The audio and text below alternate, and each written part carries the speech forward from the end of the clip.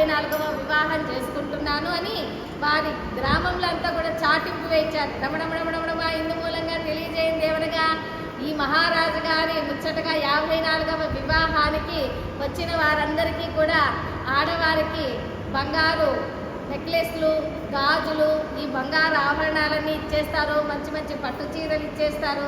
అలాగే వివాహానికి వచ్చిన మగవారికంతా కూడా ఈ బ్రేస్లెట్లు, పులిగోర్లు, పట్టు పంచలు, చెల్లాలు ఇవన్నీ కూడా ఇచ్చేస్తారు హో అని అనేసరికి ఆడవాళ్ళంతా వచ్చేసి ఏమయ్యా దండోరా, మీరు చెప్పిందంతా నిజమేనా, మేమంతా వస్తే మాకు నిజంగానే బంగారు ఆభరణాలు ఇస్తారా అన్నారు. అందరికి ఇస్తారనేసరికి వాళ్ళందరూ కూడా వివాహానికి వచ్చేసారు. విష్ణువర్ధన మహారాజు వివాహానికి వాళ్ళందరూ కూడా వచ్చేసారు.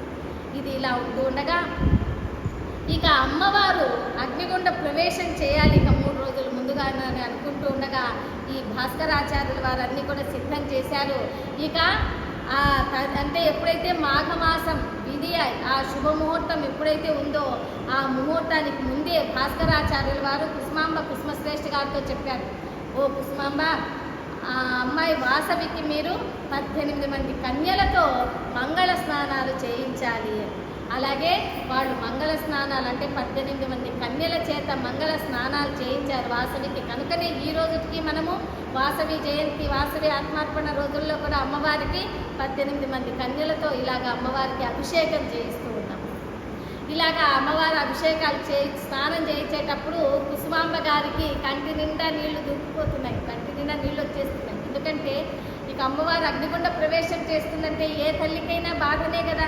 ఇన్ని సంవత్సరాలు ఎన్నో నోములు నోచి, ఎన్నో యాగాలు చేసి, పుత్రకామేష్టి యాగం చేసి అంత దైవికంగా జన్మింపజేసుకున్నటువంటి అమ్మాయి ఇప్పుడు వీళ్ళ కళ్ళ ముందే, కళ్ళ ఎదుట ఏదో వివాహం చేసుకొని అత్తగారింటికి లాంఛనాలతో సారెలతో వెళ్ళాల్సిన అమ్మాయి పెళ్లి కాకుండా వివాహం చేయకుండా ఇలా అగ్నిగుండ ప్రవేశం చేయాల్సి వచ్చిందే మా అమ్మాయి అని కుసుమాంబ గారికి దుఃఖం ఆగట్లేదు.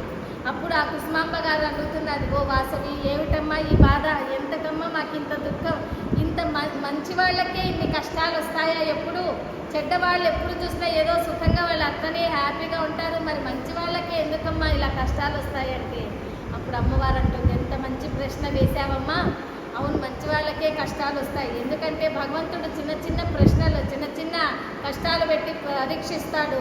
వాళ్ళకి ఆ పరీక్షలు నెట్టుకుంటే వాళ్ళకి ముక్తి మోక్ష స్థానాలను ఇస్తాడు భగవంతుడు, పరమేశ్వరుడు అంటూ అమ్మవారు చెప్తుంది.